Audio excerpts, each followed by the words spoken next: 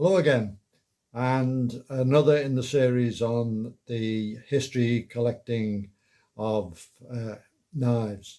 And our previous video, the earliest commando knives by Dr. Windrum, we're going to follow that with his second book, which is this one on clandestine edged weapons.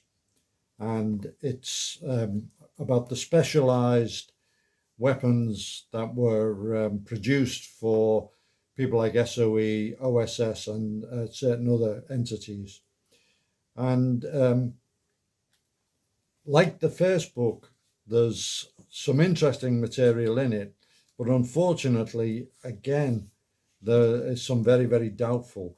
And right from the beginning, it starts with thumb knives, and most of the information in it is about, well, it is really based on an erroneous understanding of how these knives came to be made. I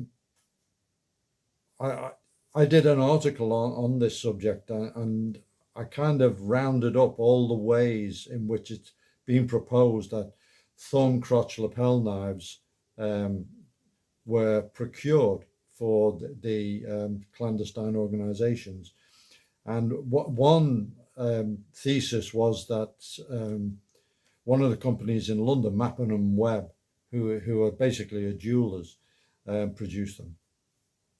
Well, for a start, Mappin & Webb would not be aware of the requirement to produce these because the organizations were secret, very, very secret. So the procurement process is from the organization out to industry, just like with the Fairbairn knife. The SOE and the commandos wanted a knife, and they went to Wilkinson and had it made. It wasn't the other way around. Wilkinson didn't go to them and say, we'll design a knife for you. And a lot of the information on this comes from Pisa Mason in Canada, and unfortunately, it's not reliable. Again, John Paisley, who there is no proof that he actually existed, is the supposed maker of all these. And the question really was finalized by Colonel Wood from Station 12 at Aston House, where he said quite clearly that they were designed by Fairbairn and Sykes, and I think it was Sykes, and they were made there, and the sheets were made locally. So, there's no mystery about that. So that's the start of it. Then we go into some other designs, and this one is credited to Bruce Hand of Australia. Now, I made a mistake in the previous review where I mentioned Alcock and Pearce, and I mixed them up with Bruce Hand. Alcock and Pearce did exist, well, still do exist. They're a sporting goods wholesaler. They don't actually make knives, but Bruce Hand was supposed to supply them.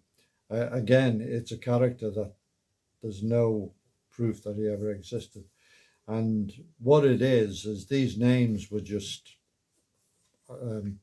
put onto products which are fakes. John Paisley and Bruce Hand. So if you have products which are claimed to be made by them, you've got a fake. Then there's this weapon, clandestine garrote knives of World War II, and in particular, the McLaglen Pescott weapon. Now, I actually had one of these at one time, and a more ungainly weapon you couldn't actually design. It was one of these things where it tried to do so many things. It had a spike that dropped out on the push of a button. It had a garrote that that you could extend from a shaft, and it had an impact knob on it. it wasn't a success. I mean, as a collector's piece, it was probably interesting. I actually sold it on because I lost interest in it. Another weapon is the swagger stick, which is attributed to Fairbairn, and some people call it the Fair cane. Again, was it authentic? Fairbairn, in his documents for the OSS, listed the weapons he was associated with, and this wasn't one of them. And it was pretty comprehensive. One that he was associated with, and the book does cover, is this one, which is the Fair Sword, or the update of the Smatchet, which was made while he was at OSS. So that's an interesting one, and it's quite authentic in there.